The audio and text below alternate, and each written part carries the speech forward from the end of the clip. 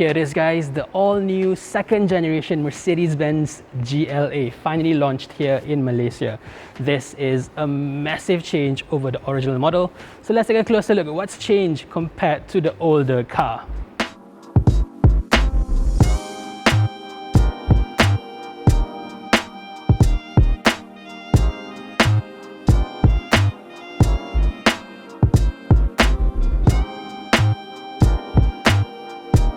The first GLA was a monumental success for Mercedes-Benz. It was the right car for the correct time, I think. It came out just around the same time that the SUV boom just started to take over the industry. But in the 6 years since then, the industry has also changed a fair bit. And in the last few years of the GLA's run, it started to feel a little bit old. It's a bit too small for the class, a bit too cramped inside, and it just did not look enough like an SUV. This new one, however, is a whole different ballgame. The biggest difference, as you can clearly see, is in the overall size of this car. The old GLA was pretty much a jacked up A-class and therefore was very limited in terms of interior space.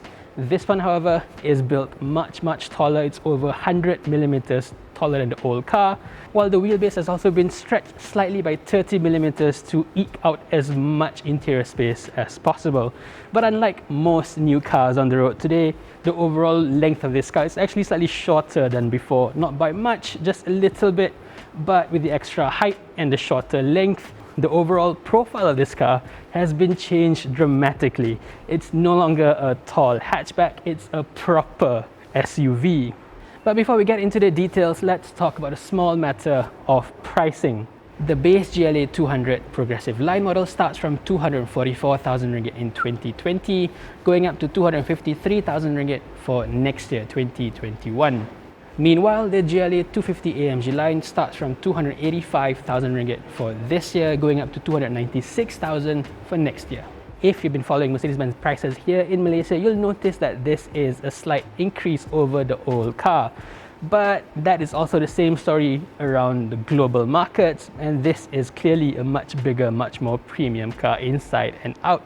So I suppose the price increase can be slightly justified. It's not a good thing, of course, it's not a good news for the market, but yeah, you do get a lot more for the money. The two variants, the GLA200 and the GLA250, are both two very different looking cars. The 200 wears the progressive line exterior body kit, and therefore it comes with a very subdued, very classy look all around.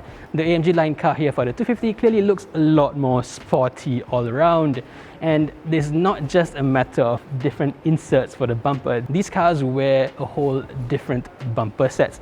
You can notice that the grille shape are actually different between the two cars. The 200 has a very squared off look, whereas the 250 has a much wider base at the bottom. So yeah, they both have very distinct, very different looks. I prefer, of course, the AMG line, but some people may prefer the softer looks of the GLA200.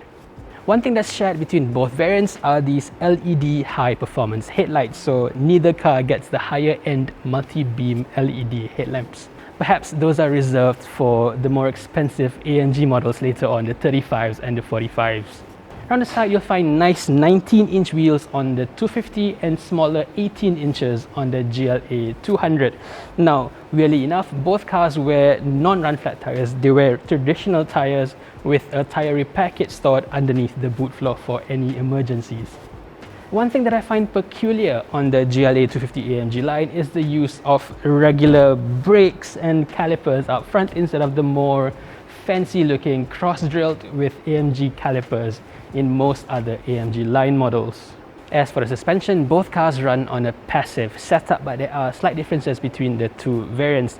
The GLA200 runs on the full comfort suspension, whereas the 250 AMG line runs on a lowered version of the same car. So in terms of comfort, the 200 will be slightly more comfortable, whereas this will be slightly stiffer. But then again, we're not talking about an AMG line sport suspension over here like in the old car. Around the back, it's a very handsome rear end. It's very rounded, it's very stylish, and again, there are big differences between the two variants. This car over here, the 250 AMG line, has a much sportier set of lower diffuser over here, whereas the one in the 200 progressive line has a whole massive chrome piece down there. But of course, both models have the same flaw. All these exhaust tips are absolutely fake. There's not even a hole behind it. It's a plastic cover. The actual pipes are pointing down behind the bumper. It's lame, guys.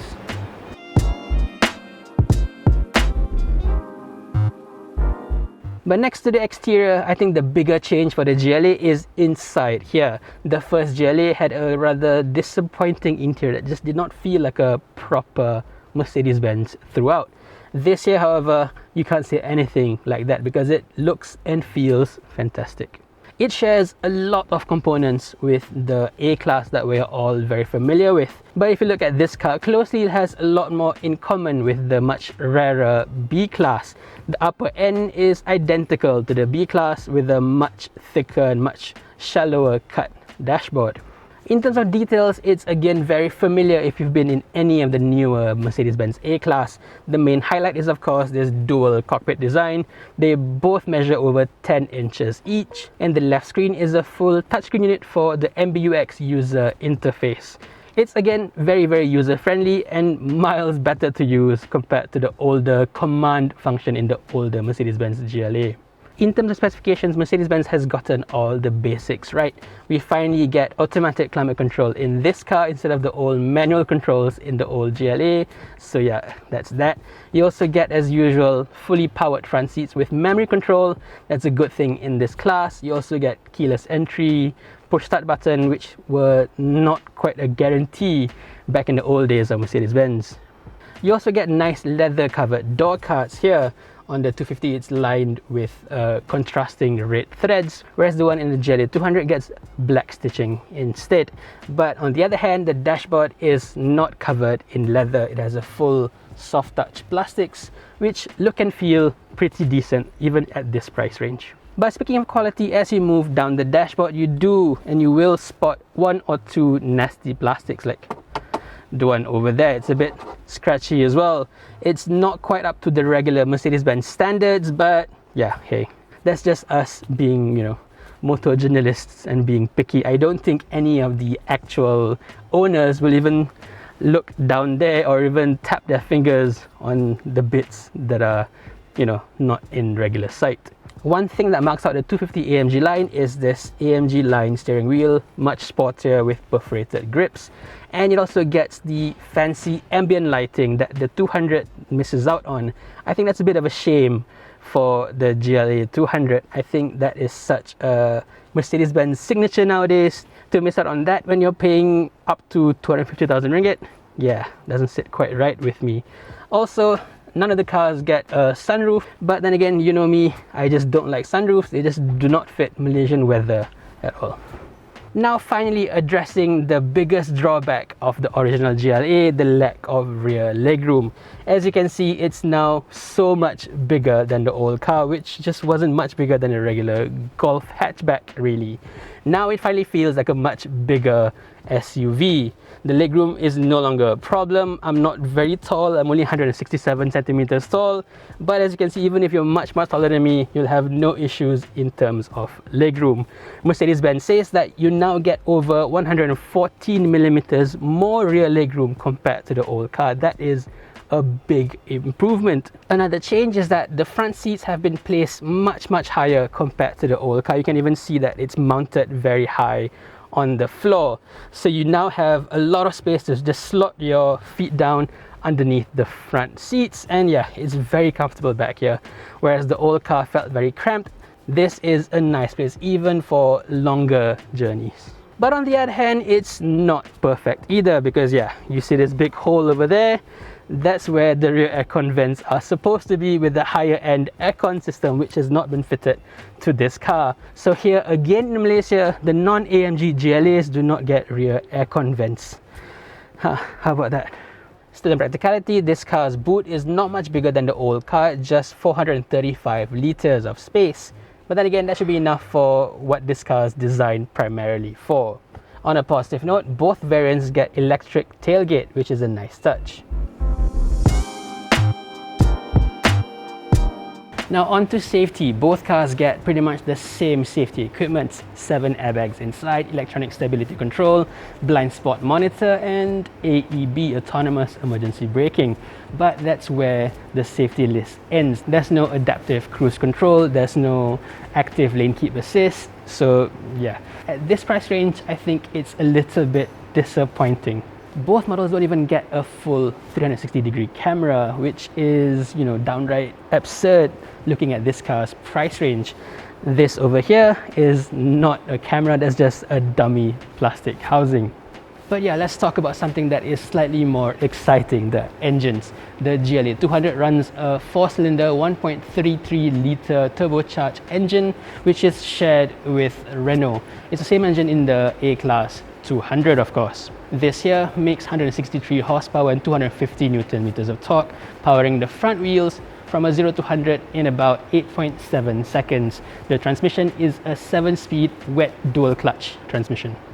Moving up to the 250, you get a bigger 2-litre 4-cylinder turbocharged engine. This is Mercedes' own, obviously, and this now makes 224 horsepower and 350 Newton meters of torque. With the extra power, this car gets the more heavy-duty 8-speed transmission, also a dual clutch unit, and it now gets from 0 to 100 in just 6.9 seconds. Pretty quick for a big, heavy car like this. One thing you'll not notice anyway on this car is a 4MATIC badge, because this is now a front-wheel drive car, which again is not a big deal. No one's going to take this car off-road anyway. So what do you think, guys? What do you think of the new second generation Mercedes-Benz GLA? What about the looks? What about the price? What about the specs? Or even the big change for the second generation GLA? Let me know in the comments section below. As usual, thank you for watching and stay safe, everyone.